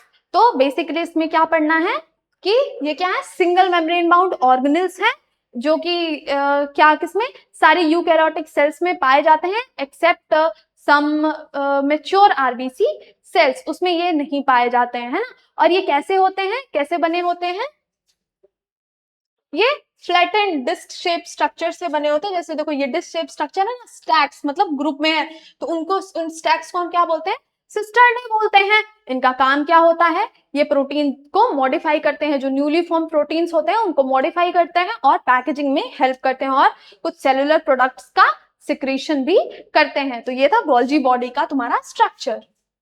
इसके आगे लाइसोसोम्स, लाइसोसोम्स क्या होते हैं, है ना, सिंगल मेम्ब्रेन बाउंड वेसिकल्स, ये भी सिंगल मेम्ब्रेन बाउंड वेसिकल होता है ना, सिंगल मेम्ब्रेन बाउंड ऑर्गेनेल होता है, ये भी सिंगल मेम्ब्रेन है, मतलब इसमें कोई डबल मेम्ब्रेन नहीं है। It contain enzymes for intracellular digestion, ये क्या करता है, डाइजेशन में हेल्प करता है, ये सेल के अंदर जो डाइजेशन होता है ना वो, उसमें ये डाइजेशन में हेल्प करता है, और ये कुछ एंजाइम्स को कंटेन करता है, अपने अंदर कुछ एंजाइम्स को कंटेन करता है जो कि क्या करते हैं, डाइजेशन में हेल्प करते हैं। इसको हम सुसाइडल बैग भी बोलते हैं, सुसाइड मतलब आत्महत्या करना, है ना। तो जो लाइसोसोम्स होता है उनको हम सुसाइडल बैग भी बोलते हैं। क्यों सुसाइडल बैग बोलते हैं, चलो आगे बढ़ते हैं। Lysosome contain lysosomal enzymes for intracellular digestion. अब देखो ये कुछ एंजाइम्स कंटेन करते हैं, तो एंजाइम्स क्या है, ये लाइसोसोमल एंजाइम्स हैं। ये कौन से एंजाइम्स को कैरी करते हैं, लाइसोसोमल एंजाइम्स को कैरी करते हैं। क्यों, डाइजेशन के लिए, इंट्रासेलुलर डाइजेशन के लिए कौन से एंजाइम्स को कैरी करते हैं, लाइसोसोमल एंजाइम्स को, है ना। Lysosomes are common in the cell of animal protista and even fungi but rare in plants. अब देखो जो लाइसोसोम्स होते हैं वो सारे मतलब सेल, एनिमल सेल में, प्रोटिस्टा में, फंगी में सेम होते हैं, लेकिन प्लांट्स में ये बहुत रेयरली पाए जाते हैं, है ना, प्लांट्स में ये बहुत रेयरली पाए जाते हैं। तो ये था तुम्हारा लाइसोसोम का स्ट्रक्चर। अब देखो लाइसोसोम को सुसाइडल बैग क्यों बोलते हैं, सबसे इंपॉर्टेंट, लाइसोसोम को सुसाइडल बैग क्यों बोलते हैं? लाइसोसोम को सुसाइडल बैग इसलिए बोलते हैं कि जब सेल खराब हो जाता है ना, तो ये क्या करते हैं, खुद फटकर सारे सेल को डाइजेस्ट कर लेते हैं। That is called lysosome is the suicidal bag of the cell. तो लाइसोसोम में क्या क्या पढ़ा, ये कुछ एंजाइम्स को कैरी करते हैं। कैसे एंजाइम्स को? लाइसोसोमल एंजाइम्स को। क्यों? इंट्रासेलुलर डाइजेशन के लिए इन्हें हम सुसाइडल बैग भी बोलते हैं। क्यों बोलते हैं? क्योंकि जब सेल खराब होने लगता है तो ये क्या करते हैं, ये खुद फटकर सारे सेल को अपने अंदर डाइजेस्ट कर लेते हैं, इसीलिए इन्हें सुसाइडल बैग और आत्महत्या की थैली भी बोला जाता है। लाइसोसोम कंटेन, अब ये क्या, ये लाइसोसोमल एंजाइम्स कंटेन करते हैं अपने डाइजेशन के लिए। ये सारे मतलब एनिमल में, प्रोटिस्टा में, इवन फंगस में भी सेम होते हैं, बट प्लांट में ये बहुत ही रेयर होते हैं, है ना। तो ये था तुम्हारा लाइसोसोम, ये है तुम्हारा स्ट्रक्चर ऑफ लाइसोसोम। क्या है? ये सिंगल बाउंड मेम्ब्रेन है और इसमें क्या है, ये एंजाइम्स है, इसके अंदर क्या है, लाइसोसोमल एंजाइम्स पाए जाते हैं, है ना। फिर उसके बाद सबसे important organelle mitochondria, it is also called power house of cell.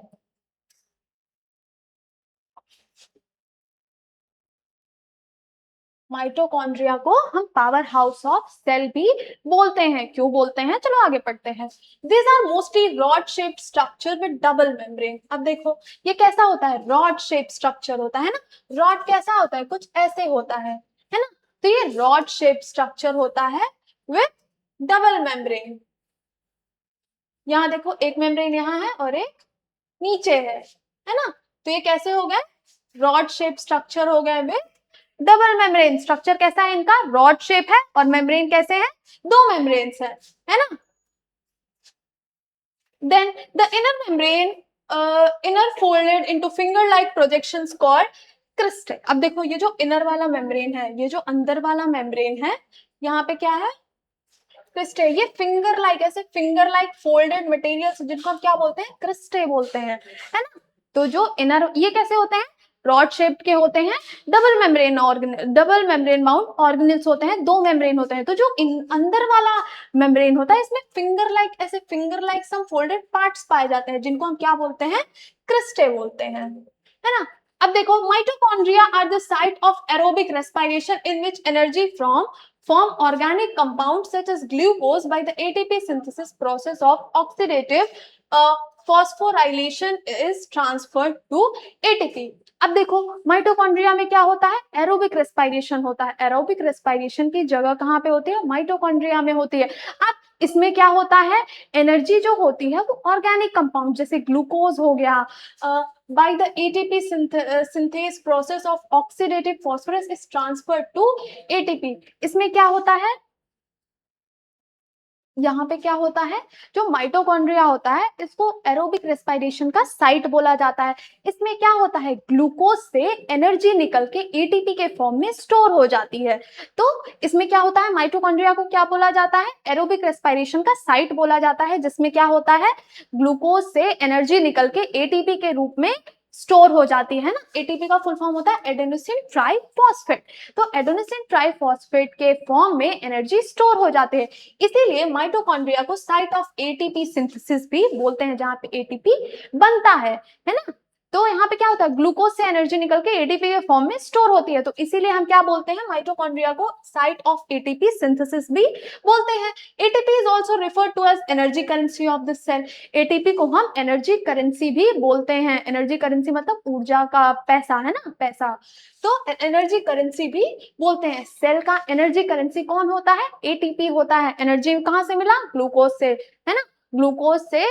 Mitochondria क्या करता है, aerobic respiration, this is the site of aerobic respiration. वहां क्या होता है, ग्लूकोज से एनर्जी निकल के एटीपी के फॉर्म में स्टोर हो जाती है, इसीलिए माइटोकॉन्ड्रिया को एटीपी सिंथेसिस का साइट भी बोला जाता है और एटीपी को energy currency of the cell भी बोला जाता है।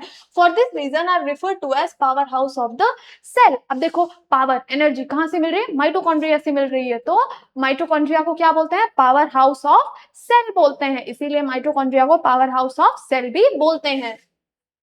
इसके बाद ये देखो, ये है तुम्हारा माइटोकॉन्ड्रिया का स्ट्रक्चर। इसमें क्या है, ये इनर वाला मेम्ब्रेन है, अंदर वाला मेम्ब्रेन है। ये जो फोल्डेड फिंगर लाइक पार्ट्स हैं, कुछ दिख रहे हैं तुम्हें, इसको क्या बोलते हैं, क्रिस्टे बोलते हैं, है ना।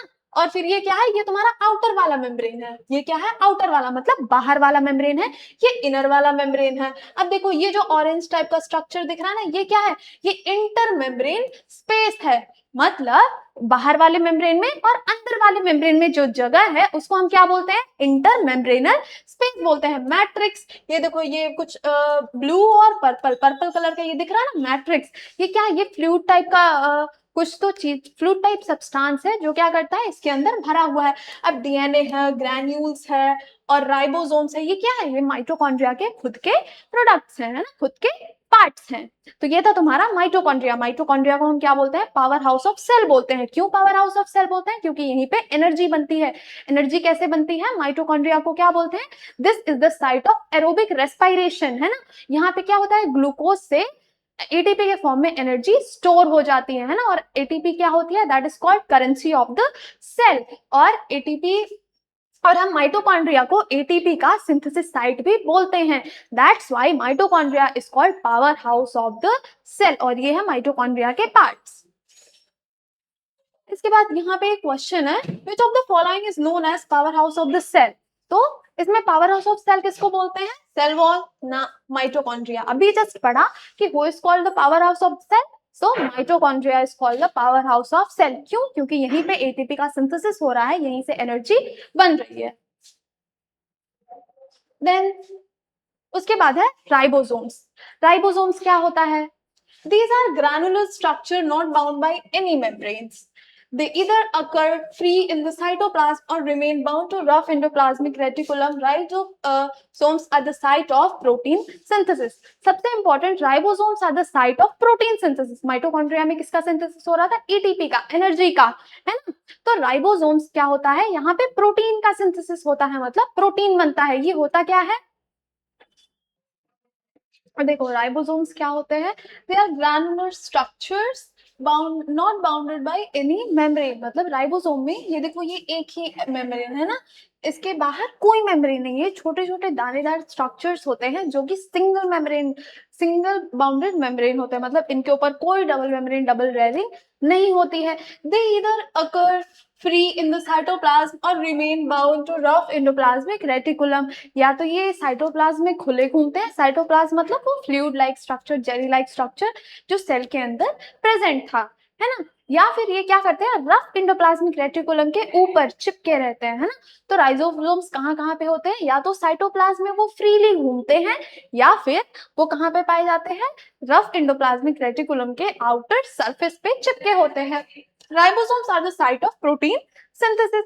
राइबोसोम्स क्या है, प्रोटीन सिंथेसिस का साइट है। ये सबसे इंपॉर्टेंट पॉइंट है कि ribosomes are the site of protein synthesis. ये है तुम्हारा राइबोसोम का डायग्राम। इसमें देखो दो पार्ट्स होते हैं, एक होता है लार्ज सब यूनिट और एक होता है स्मॉल सब यूनिट, है ना। राइबोसोम्स के दो पार्ट्स होते हैं, एक होता है लार्ज सब यूनिट और दूसरा होता है स्मॉल सब यूनिट। इसमें क्या इंपॉर्टेंट है कि ये पाए कहाँ जाते हैं, या तो फ्रीली साइटोप्लाज्म में घूमते हैं, या फिर ये रफ एंडोप्लाज्मिक रेटिकुलम के आउटर सरफेस पे चिपके होते हैं। And most important, this is the site of protein synthesis. तो ये था तुम्हारा राइबोसोम्स। चलो अब देखो यहाँ पे क्वेश्चन है, which one of the following term is not a part of nucleus.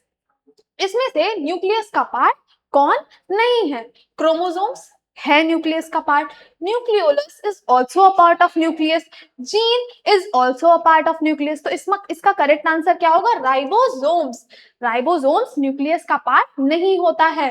तो the correct answer of this question is option A, ribosomes. These are not a part of nucleus. Ribosomes कहाँ पाए जाते हैं, या तो ये freely cytoplasm में घूमेंगे, या फिर ये रफ एंडोप्लाज्मिक रेटिकुलम के ऊपर वाले पार्ट पे चिपके होते हैं, है ना, रफ एंडोप्लाज्मिक रेटिकुलम पे। सो और most important, ribosomes are the site of protein synthesis. इसके आगे हम पढ़ेंगे प्लास्टिड्स। प्लास्टिड्स क्या होता है, अभी तक हमने पढ़ा माइटोकॉन्ड्रिया, माइटोकॉन्ड्रिया पढ़ा, राइबोसोम्स पढ़ा, rough endoplasmic, smooth endoplasmic, Golgi bodies. तो अभी प्लास्टिड्स क्या होता है ना। Plastids are the largest cell organelle found only in plant cell. अब देखो जो प्लास्ट, यहाँ पे कंफ्यूजन वाली बात है ना, प्लांट सेल और एनिमल सेल। प्लांट सेल में क्या था, सेल वॉल भी था, लेकिन एनिमल सेल में सेल वॉल नहीं है।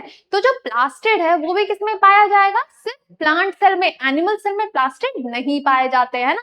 तो जो प्लास्टिड है वो सबसे लार्जेस्ट सेल ऑर्गेनेल है, मतलब जो सेल के सारे पार्ट्स है ना उसमें से सबसे बड़ा पार्ट कौन सा है? प्लास्टिड। और ये सिर्फ प्लांट सेल्स में पाए जाते हैं। On the basis of pigment present in plastid, they are divided into 3 types. अब देखो प्लास्टिड्स में ना पिगमेंट्स प्रेजेंट होते हैं, मतलब कलर्स प्रेजेंट होते हैं, और इन्हीं कलर्स के प्रेजेंस पे प्लास्टिड को ना 3 टाइप में डिवाइड किया गया है। कौन कौन सा?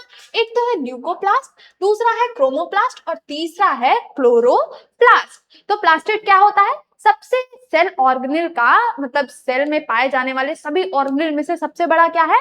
प्लास्टिड है।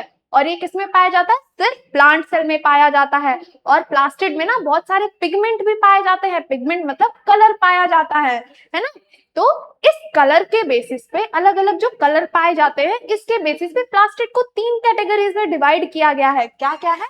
ल्यूकोप्लास्ट है, क्रोमोप्लास्ट है एंड क्लोरोप्लास्ट है। तो अब ये देखो, ये 3 क्या होते हैं? These are colorless plastid which store starch, protein and oil.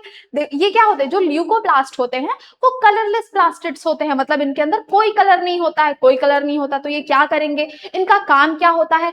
इनका काम स्टार्च को, प्रोटीन को और ऑयल को स्टोर करने का होता है। तो ल्यूकोप्लास्ट क्या होते हैं? कलरलेस प्लास्टिड्स होते हैं जिनका काम क्या होता है? स्टार्च को, प्रोटीन को, ऑयल को स्टोर करने का, है ना। अब देखो दूसरा क्रोमोप्लास्ट। क्रोमोप्लास्ट क्या होता है? Plastid with different colour pigment except green. अब देखो ल्यूकोप्लास्ट के पास तो कोई कलर नहीं था। अब क्रोमोप्लास्ट, इसके पास सारे कलर्स हैं, बस ग्रीन कलर नहीं है ना। क्रोमोप्लास्ट के पास सारे कलर्स हैं, बस ग्रीन कलर नहीं है। तो ये क्या करेगा? They give color to flower and fruits which help in pollination and fruit dispersal. ये क्या करेंगे? ये फ्रूट को और जो फ्लावर्स है ना उनको डिफरेंट डिफरेंट कलर्स देते हैं। तुम लोग सोचोगे रोज रेड कलर का होता है, मैरीगोल्ड येलो कलर का होता है, लिलीज व्हाइट और पिंक कलर के, लोटस पिंक कलर के होते हैं। तो ये सब कलर आता कहाँ से है? वो सब क्रोमोप्लास्ट से आता है। क्रोमोप्लास्ट ऐसे प्लास्टिड्स होते हैं जिनके पास बहुत सारे कलर्स होते हैं except green colour. Green colour उनके पास नहीं होता है। तो वो क्या करते हैं? फ्लावर और फ्रूट्स को कलर देते हैं और पॉलिनेशन में भी हेल्प करते हैं। तो ये था क्रोमोप्लास्ट। अब सबसे इंपॉर्टेंट क्लोरोप्लास्ट। क्लोरोप्लास्ट क्या होता है? These are the most important plastid containing green pigment chlorophyll. अब देखो क्लोरोप्लास्ट क्या होता है? ये सबसे इंपॉर्टेंट प्लास्टिड होता है और ये क्या करता है? Green pigment. ग्रीन पिगमेंट क्या होता है? क्लोरोफिल। ये क्या करता है? क्लोरोफिल को कंटेन करता है। अब क्लोरोफिल क्या करता है? क्लोरोफिल ऑब्वियसली फोटोसिंथेसिस में सबसे इंपॉर्टेंट क्या होता है? क्लोरोफिल होता है। तो क्लोरोफिल क्या करता है? सनलाइट की एनर्जी को एब्जॉर्ब करता है और फूड प्रोसेसिंग में हेल्प करता है। फोटोसिंथेसिस किससे होता है? क्लोरोफिल से ही होता है। तो chloroplast carry out the function of photosynthesis by capturing sun's energy. तो क्लोरोप्लास्ट सबसे इंपॉर्टेंट प्लास्टिड क्यों है? क्योंकि यही फूड प्रोसेसिंग में, खाना बनाने में हेल्प करता है। सन की एनर्जी को क्लोरोफिल ही कैप्चर करता है और फोटोसिंथेसिस के प्रोसेस को आगे बढ़ाता है। तो ये था तुम्हारा प्लास्टिड। प्लास्टिड क्या होता है? सेल जो ऑर्गेनेल्स होता है ना, सेल ऑर्गेनेल, उसमें सबसे लार्जेस्ट वाला ऑर्गेनेल कौन है? प्लास्टिड है। और ये सिर्फ प्लांट सेल में पाया जाता है, एनिमल सेल में नहीं पाया जाता है। प्लास्टिड में डिफरेंट डिफरेंट पिगमेंट प्रेजेंट होते हैं, मतलब डिफरेंट डिफरेंट कलर्स प्रेजेंट होते हैं। और इसी पिगमेंट के बेसिस पे प्लास्टिड को अलग अलग कैटेगरीज में, मतलब 3 टाइप्स में डिवाइड किया गया है। क्या है? पहला क्या है? ल्यूकोप्लास्ट। इसमें कोई कलर नहीं होता। ये बेसिकली कलरलेस प्लास्टिड्स होते हैं जो कि अब कलरलेस है तो क्या काम करेंगे? ये स्टोर करने का काम करते हैं, है ना। स्टार्च को, प्रोटीन को, ऑयल्स को क्या करते हैं? स्टोर करते हैं। फिर क्रोमोप्लास्ट है। क्रोमोप्लास्ट क्या है? ये बेसिकली कलरफुल प्लास्टिड है ना। इसमें सारे कलर्स हैं एक्सेप्ट ग्रीन कलर। तो ये क्या करेंगे? ग्रीन कलर तो है नहीं, और खाना बनाने के लिए सबसे ज्यादा इंपॉर्टेंट क्या होता है? Green colour. तो ये तो खाना बना नहीं सकते, फोटोसिंथेसिस कर नहीं सकते। तो ये क्या करेंगे?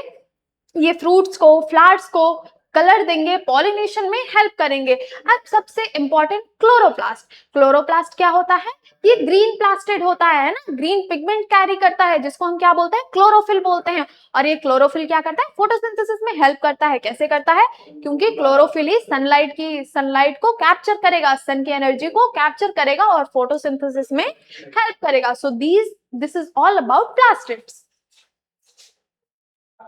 उसके बाद chloroplast is bounded by two membranes, है ना। जो क्लोरोप्लास्ट होते हैं वो दो मेम्ब्रेन से घिरे हुए होते हैं, बाउंडेड होते हैं। The inside of the chloroplast is filled with colourless matrix called stroma which contain DNA and ribosomes,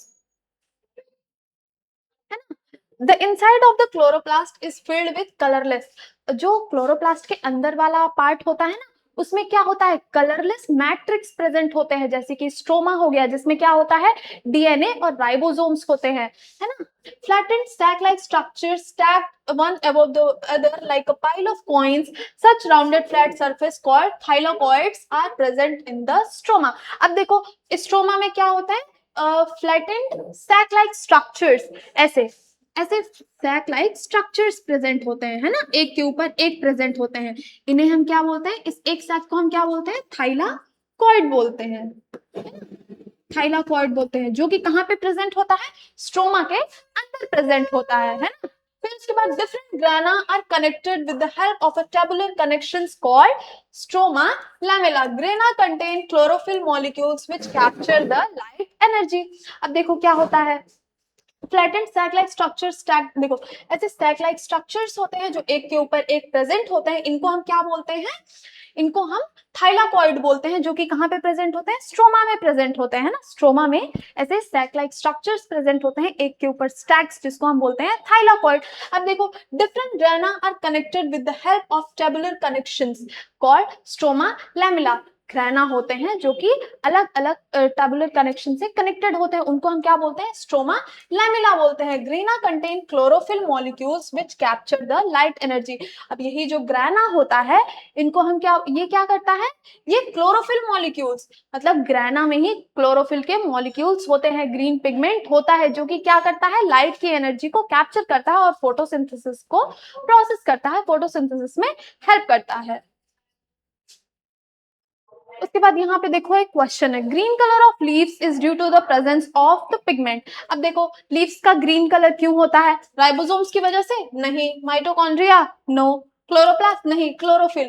chlorophyll is called the green pigment. तो लीफ का ग्रीन कलर किससे होता है, क्लोरोप्लास्ट की वजह से होता है। फिर उसके बाद the kitchen of the cell is called, cell का किचन किसको बोलते हैं, सेल वॉल को नहीं, ये तो डेड होता है। Nucleus, this is called brain of the cell. Vacuoles नहीं, खाना कहाँ पे बनता है, ऑब्वियसली प्लास्टिड्स में बनते हैं, तो हम प्लास्टिड्स को क्या बोलते हैं, किचन ऑफ द सेल बोलते हैं। उसके बाद chloroplast is found in, chloroplast जो होते हैं वो किस में पाए जाते हैं, प्लांट सेल में, एनिमल सेल में, या फिर दोनों में, या फिर किसी में नहीं। क्लोरोप्लास्ट किसमें होता है, प्लास्टिड्स में होता है, और प्लास्टिड्स किसमें होते हैं, सिर्फ प्लांट सेल में पाए जाते हैं।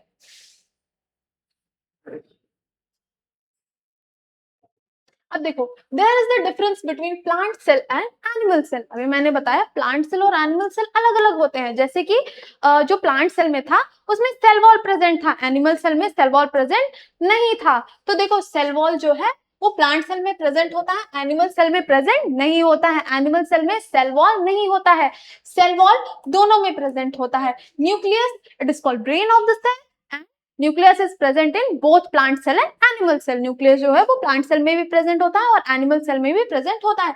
न्यूक्लियर मेम्ब्रेन दोनों में प्रेजेंट होता है, क्यों, क्योंकि this is a part of nucleus. फिर प्लास्टिड्स, अभी बताया प्लास्टिड्स, प्लास्ट बेसिकली क्यों होता है, फोटोसिंथेसिस के लिए। तो फोटोसिंथेसिस कौन करता है, ऑटोट्रॉपिक्स, और ऑटोट्रॉप्स कौन होते हैं, प्लांट्स होते हैं, है ना, वो अपना खाना खुद से सिंथेसाइज करते हैं। तो प्लास्टिड्स प्लांट में प्रेजेंट होता है, एनिमल में प्रेजेंट नहीं होता है। साइटोप्लाज्म दोनों में प्रेजेंट होता है, वॉक्यूल्स दोनों में प्रेजेंट होता है। सो यहाँ पे कुछ बेसिक डिफरेंस थे प्लांट सेल और एनिमल सेल में। सबसे इंपॉर्टेंट क्या है, cell wall. Cell wall plant cell में होता है, एनिमल सेल में नहीं होता है। और प्लास्टिड्स ये भी प्लांट सेल में होता है और एनिमल सेल में नहीं होता है, बाकी सब सेम होता है ऑलमोस्ट। अब देखो यहाँ पे एनिमल सेल का एक डायग्राम दिया हुआ है ना। ये है माइटोकॉन्ड्रिया, है ना, ये है गोल्जी बॉडीज और गोल्जी अपैरेटस। ये है nucleolus, nucleus, centriole, microtubule, cytoplasm, ribosomes. ये है सेल मेम्ब्रेन, ये है स्मूथ इंडोप्लाज्मिक, रफ इंडोप्लाज्मिक। इस सारे के फंक्शंस हमने पढ़ लिए हैं। So this is a diagram of animal cell. इसके बाद देखो यहाँ पे एक क्वेश्चन है, on the following part of a cell listed below name the part that is common to plant cell, animal cell and a bacterial cell. देखो यहाँ पे ना कुछ सेल के ऑर्गेनेल्स दिए हुए हैं। अब इसमें से बताओ कि ऐसा कौन सा ऑर्गेनेल है जो कि प्लांट सेल में भी प्रेजेंट है, एनिमल सेल में भी और बैक्टीरियल सेल में भी प्रेजेंट है। Chloroplast, cell wall, cell membrane और न्यूक्लियस, इसमें से ऐसा कौन सा सेल ऑर्गेनेल है जो कि तीनों में प्रेजेंट है? तो इसका आंसर होगा सेल मेम्ब्रेन। इसके आगे एक और ऑर्गेनेल है, दैट इज वॉक्यूल्स। वॉक्यूल्स क्या होते हैं? Plant cell has larger vacuoles. जो प्लांट सेल होते हैं इसमें वॉक्यूल्स थोड़े से लार्ज होते हैं, है ना। 50 to 90% of cell volume occupied by vacuoles. Plant cell में 50 से 90% तक का स्पेस कौन कवर करता है? वॉक्यूल कवर करता है, इसीलिए ये बहुत ही लार्जर होते हैं। It store material such as water, salt, protein and carbohydrate. Animal cell has very less और वॉक्यूल्स एब्सेंट। देखो वॉक्यूल्स प्लांट सेल में क्या करते हैं? ये वाटर को, सॉल्ट को, प्रोटीन को, कार्बोहाइड्रेट्स को स्टोर करते हैं, और बेसिकली एनिमल सेल में बहुत छोटे या फिर ना के बराबर वॉक्यूल्स प्रेजेंट होते हैं। तो वॉक्यूल्स क्या होते हैं? प्लांट सेल में बहुत बड़े अमाउंट में, बहुत बड़े स्पेस को कवर करते हैं। 50 से 90% ऑफ सेल वॉल्यूम कौन कवर कर लेता है? वॉक्यूल्स कवर कर लेते हैं। और ये क्या करते हैं प्लांट्स में?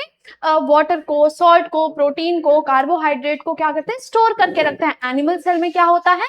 एनिमल सेल में या तो वॉक्यूल्स प्रेजेंट नहीं होंगे या फिर बहुत ही कम वॉक्यूल्स प्रेजेंट होते हैं। तो दैट वाज वॉक्यूल्स। यहाँ पे कुछ क्वेश्चंस है, you can do in your homework. तो आज की क्लास में हमने सेल ऑर्गेनेल्स के बारे में अच्छे से पढ़ा। नेक्स्ट क्लास में हम क्लास 8 का एक और इंटरेस्टिंग टॉपिक लाएंगे। और इस वीडियो में जो भी नहीं समझ में आया हो कमेंट जरूर करना, वीडियो को लाइक सब्सक्राइब जरूर करना। Thank you.